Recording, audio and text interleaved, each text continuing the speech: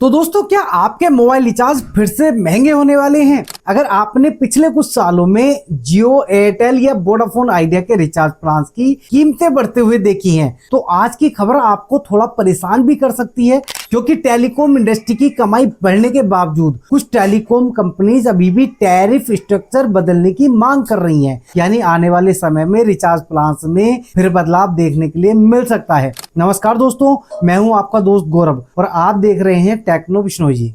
दोस्तों, ट्राई की नई रिपोर्ट के अनुसार भारत के टेलीकॉम सेक्टर में एवरेज रेवेन्यू पर यूजर यानी ARPU बढ़ गया है। मार्च 2026 तिमाही में वायरलेस ARPU बढ़कर 196.04 रुपए तक पहुंच गया है। यह पिछले क्वार्टर के मुकाबले लगभग 0.76% ज्यादा है। वहीं सालाना आधार पर इसमें लगभग 7.15% की बढ़ोतरी दर्ज की गई है।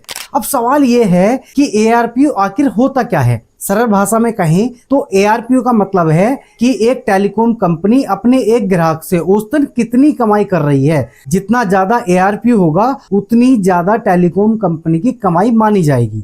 अब यहाँ दिलचस्प बात यह है कि टेलीकॉम इंडस्ट्री की कमाई बढ़ रही है, लेकिन इसके बावजूद एयरटेल और वोडाफोन आइडिया अभी भी टैरिफ स्ट्रक्चर में बदलाव की बात कर रहे हैं। रिपोर्ट के अनुसार इस बार केवल सीधा प्राइस हाइक नहीं होगा, बल्कि टैरिफ स्ट्रक्चर रिवाइज देखने को मिल सकता है। हालांकि अभी यह साफ नहीं है कि नया स्ट्रक्चर कैसा होगा, लेकिन टेलीकॉम इंडस्ट्री लंबे समय से रेवेन्यू बढ़ाने की दिशा में काम कर रही है।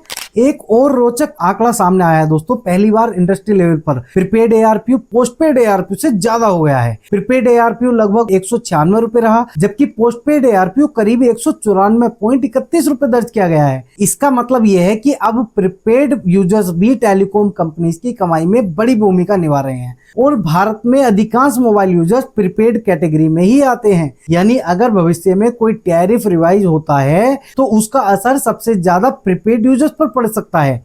हालांकि दोस्तों, फिलहाल जियो की तरफ से किसी नए टैरिफ हाइक को लेकर के कोई आधिकारिक जानकारी सामने नहीं आई है, लेकिन एयरटेल और वोडाफोन आइडिया लगातार रेवेन्यू बढ़ाने की जरूरत पर जोर दे रहे हैं। उनका कहना है कि भविष्य में network expansion, 5G roll out और नई टेक्नोलॉजी में निवेश के लिए ज्यादा रेवेन्यू जरूरी है।